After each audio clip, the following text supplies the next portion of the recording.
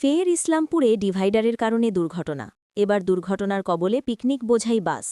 শনিবার গভীর রাতে রায়গঞ্জ থেকে প্রায় ৩৫ জন যাত্রী নিয়ে একটি পিকনিকের বাস কোচবিহার জেলার রসিকবিলের উদ্দেশ্যে রওনা দিয়েছিল। পথে ইসলামপুর চৌরঙ্গি মোড় এলাকায় আচমকাই ডিভাইডারের সজোরে ধাক্কা মারে বাসটি। প্রত্যক্ষদর্শীদের মতে ধাক্কার তীব্রতায় মুহূর্তের মধ্যেই বাসটির একাধিক চাকা খুলে যায় এবং তেলের ট্যাঙ্ক ফেটে তেল চারদিকে ছড়িয়ে পড়ে। ঘটনাস্থলে আতঙ্ক ছড়িয়ে পড়ে যাত্রীদের মধ্যে। খবর পেয়ে দ্রুত ঘটনাস্থলে পৌঁছায় ইসলামপুর থানার পুলিশ। পুলিশ ও স্থানীয়দের সহায়তায় বাসের যাত্রীদের নিরাপদে উদ্ধার করা হয়। তবে এই দুর্ঘটনায় এক বৃদ্ধা যাত্রী আহত হন। তাকে উদ্ধার করে ইসলামপুর মহকুমা হাসপাতালে ভর্তি করা হয়েছে।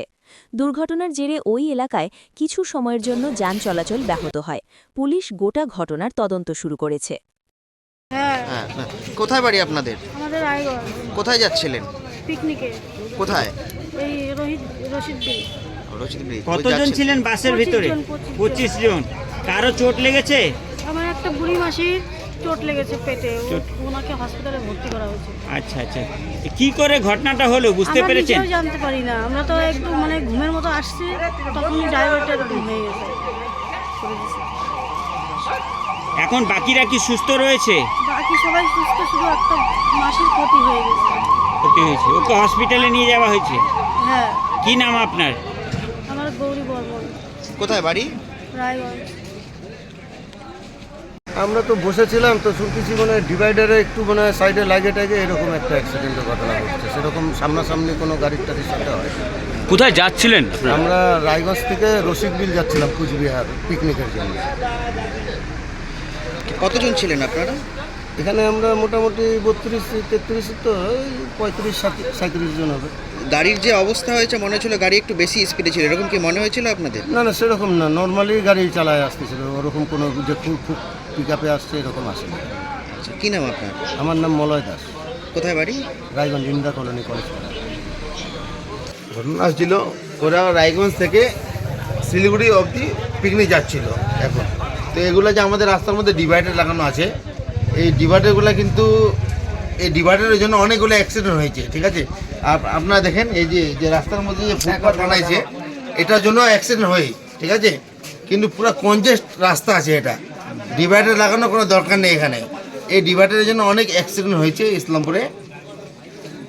2 দিন 3 দিন পরে একটা অ্যাক্সিডেন্ট হতে থাকে এখানে, ঠিক আছে? কিন্তু আমি জানি যে ইসলামপুরে যে মিউনিসিপ্যালিটি এটা পারমিশন দেয়, ঠিক আছে? কিন্তু ওরা যে পারমিশনটা দেয়, কি এটা যে মিউনিসিপ্যালিটি এরিয়া, ওরা কি করে পারমিশনটা দেয় এখানে? যে এটা একটা রানিং রাস্তা, এখানে কনজেস্ট এরিয়া, ঠিক আছে? তারপরে ডিভাইডার দেওয়ার কোনো দরকার নেই। তো দরকার আছে কি এখানে? কোনো দরকার নেই। এটার জন্য এটা হলো আমাদের কি বলে চৌরঙ্গি মোড়, যুবরাজ হোটেলের সামনে। আবার আমাদের কেএমসি মোড়ে অ্যাক্সিডেন্ট হয়। তারপরে আমাদের তোমার কি বলে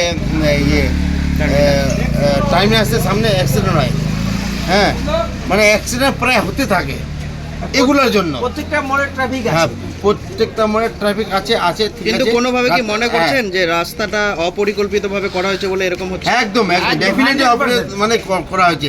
কারণ এগুলা দেখেন, এটা কিন্তু সিঙ্গেল রাস্তা, ঠিক আছে?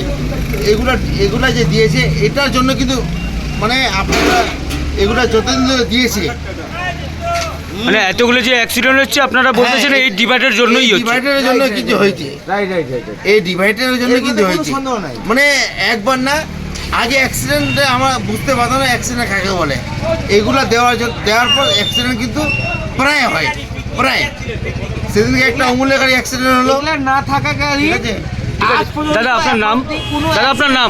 আমার নাম ইরশাদ আলম, ঠিক আছে? পুরোনো বাস স্ট্যান্ডে আমাদের অ্যাক্সিডেন্ট হয় না, কারণ আমাদের পুরোনো বাস স্ট্যান্ডে দেয়নি, ঠিক আছে? থাকাকালীন কেএমসি মোড়ে